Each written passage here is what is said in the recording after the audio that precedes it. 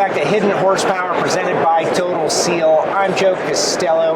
We're at PRI 2021 in the Total Seal booth, and we have got Jeff Lutz, Lutz Race Cars, Street Outlaws, Discovery Channel, all kinds of shows, all kinds of stuff, but a fast drag racer. Also, Kevin Studaker from Total Seal. Kevin, you have been drafted into the Hidden Horsepower show. Just moments ago, you were working the booth. Now you're a show host. You listen to the podcast all the time, though. So absolutely. Love it. You know what's up. Absolutely. We got Lutz. You guys go way back. Tell us how. Yes, I do a lot of work with Jeff. Way back. Yes, probably. Now, is that sarcasm or how far back? Tell us, Jeff. From the beginning of the show, I would say. Yeah. Kevin's been with us since I started racing. I've always talked to Kevin, so it's been a great relationship. And just today, walking over here, he talked to Junior yesterday, and I just learned about the gas-ported rings, which is amazing.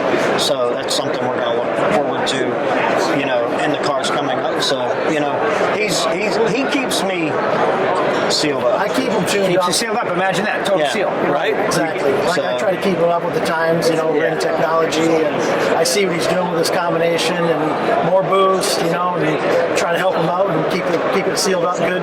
And my combinations are as old as our friendship, which is, it's very true. It's never changed, so it's pretty neat. It's a great relationship, and not only does he, do our rings, but we're best friends. I talk to him all the time. His dad's awesome. It's been a great relationship. So obviously, there's a million questions about Street Outlaws and all of that, but I do want to stay focused on the tech side at first. Sure. That's how we make them listen to the whole show, right? Yeah. We're going to get to the Street Outlaws stuff at the end. But what are some of the unique challenges that you guys work on to make power? You're in a very unique situation, publicly racing, you want to win. So talk a little bit about that relationship as you're trying to make things last and get the most power out of your combination. Like a combination like ours, you rely on keeping it sealed up. But in a boosted application, like Kevin and I were just talking about, it's not as dire as it is for somebody NA or nitrous or whatever. But the more sealed up it is, the more power you make. So it's just there's a balance, and Kevin and I go way back to drag week and stuff. And you put 1,200 miles on a motor that's making 4,000 horsepower. Those rings last, and it's a grueling testament to the product that they sell. So the rings are everything in a motor. It's everything. It needs to be sealed up. You have to find that balance too between longevity and being easy on the cylinder wall. So we'll do an M2 steel ring, coated top ring for him, coated second ring, because he's not taking the engine apart at drag week and going through it like he would at the track if he had to. Right. Yep. And it's I've never had a failure in it, so I've never called him to yell at him or bitch at him, but it's he's the last guy I talk to, because when you put the motor together, that's it. You're looking for rings, and they've always just been perfect, and it's been a great fit for our program. We've never run into any trouble. Like he said, people put too much tension on them, scratching the cylinder walls and stuff. We've never had that, and we beat our stuff to death. So yes, he does. Yeah, for what we do, it's amazing.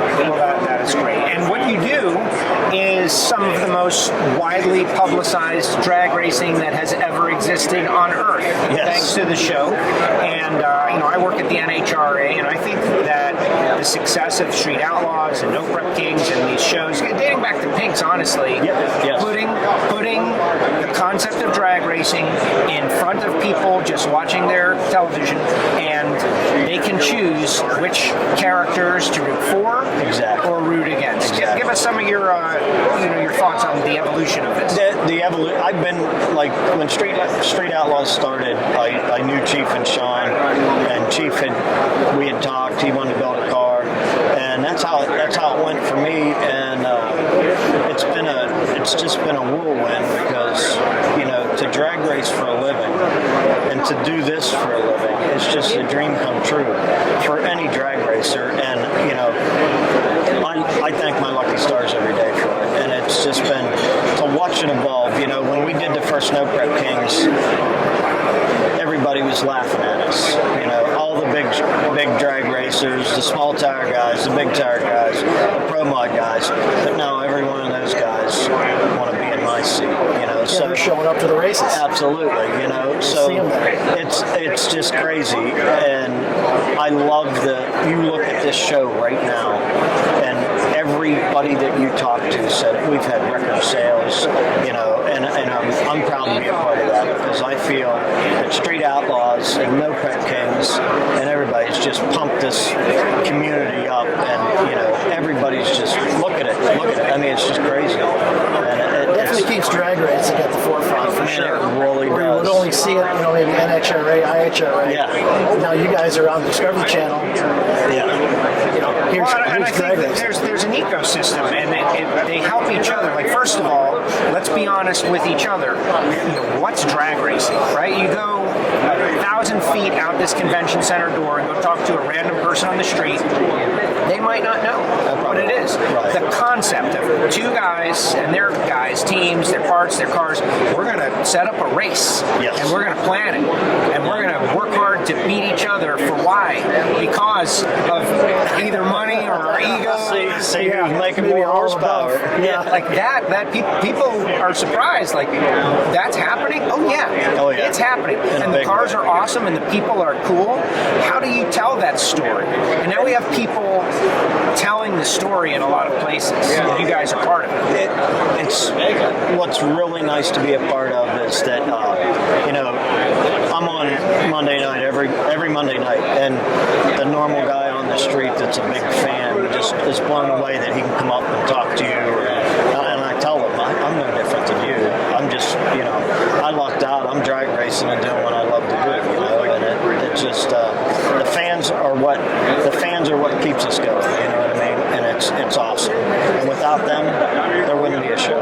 How much of a development race is there in that world? You want to win and you want to stay ahead, but I'm sure there's budgetary concerns, just like with everything.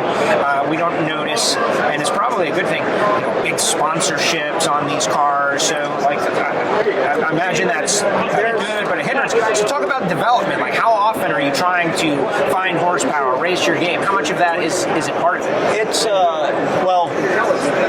the guys with the big money that buy the big billet this and billet that, and, the cookie cutter motor combinations that they're running.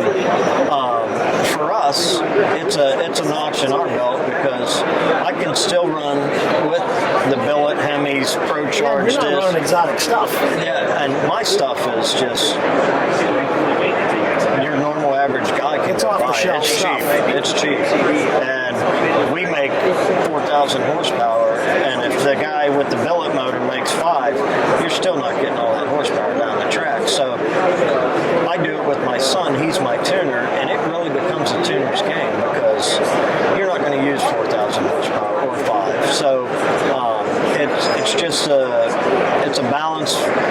It's a fine line that you walk going down that track, because they strip it, it's bald, and then later on more and more rubber gets put on it. Yes. And then it becomes a real racetrack. I went out to West Palm, and I had a good time out there. Pat invited me out, and it was my first opportunity to check out one of the events, and it was really fun. Yep. And I was there by myself, and I just was eavesdropping on conversations of people, and it was so different in that, I don't know that these are racers, they're TV fans. They are TV fans. They're TV fans. They're fans of a show. Remember in Yes. episode 6 when Jeff did this to that, and oh man, I don't like that guy, or something. It was just crazy. a bizarre situation. entertainment. It is. By It the way, really is. At the end of the day, I was there for the semifinal. I'm feeling the track. It's good. This is prep. I noticed that This in is a Tucson. sticky track. Yes. Yeah. A lot of people don't understand that. They think that you keep prepping the track. You don't have to, because once that tire in the heat, it's amazing. It comes around. Oh, I know, in a good chassis guy, that's probably a benefit. yeah, we can get down. We make it pretty interesting. We make it weird for the guys that got all the money. You know what I mean? Yes. Because when they draw me, they're going, oh shit. You know what I mean? I don't care how much money they got. They know that, you know what, they're getting everything I got. So it's neat. It's what I love about it, which is like Drag Week. We're like a big family. you race with people long enough, and not only is he one of my vendors for the motor, but he's one of my best friends. I mean, you and I were friends before you got in. I knew you well before this. I just did the math. It's been 11 years. I met you in 2014. No, 7 years. Well, and that's what this industry does. So, Kevin, you got your good friend on the spot here in front of the world. You got any questions for Lutz? I don't. I've asked them all. Come on. I don't want to embarrass We haven't heard the answer to them all, so, give us... I don't think you could embarrass me. I don't really have any he questions just for challenged you. I don't know, man. All right. How do you do it? How do you get these cars put together? And do you have any downtime? My downtime's right here. This is my downtime. Because I mean, it seems like all you and Jeffrey do is work. Just nonstop. And you have a very understanding wife. Christine's.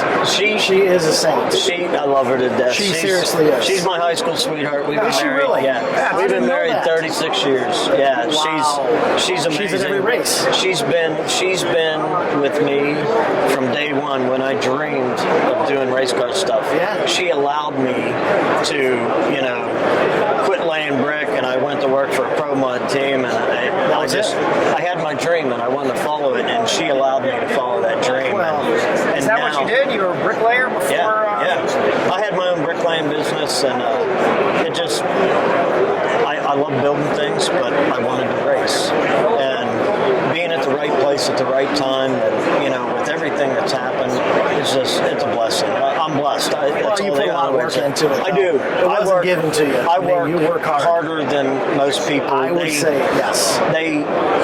When they see the rig, they're like, "Oh my God, you drive that?" I said, "Who else is going to drive it?" Even still, though? Oh, yeah. With the show? That's what I mean. See, you're one of them. Yeah. No. We hire a guy. No. It's Jeffrey and I and my wife, and that's it. It's it. If we're changing motors or trannies, my wife's in there, Jeffrey's in there, I'm in there.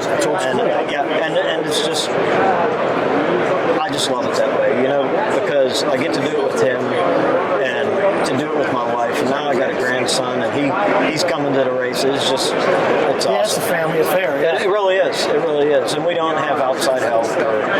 I've got friends that show up, like Kevin, he came to Tucson, it just... That was no help, though. Yeah, but it's just... support. It's pretty awesome, and I'm just glad to be a part of it. Let's talk about the cars, right? I saw the GTO, which I thought I've got a 05 at home, it's stock. But I think they make great race cars. So, what are you working on? What's next? What do you think? Well, the GTO, we got the GTO, and that was, my idea was when Sam, our producer, said, hey, we're going to do 15 no prep games, and we're going to do 13 episodes of Street Show and all these other street shows. I'm like, I can't do that with one car.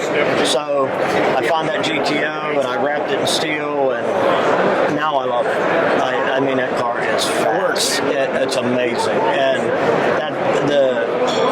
how we beat everybody is we got one of the fastest turbo cars, the fastest 60-foot ever, and that's how we do it. And I figured it out down low, and the rest is easy out the back, So the GTO downloads everything. Oh my God! And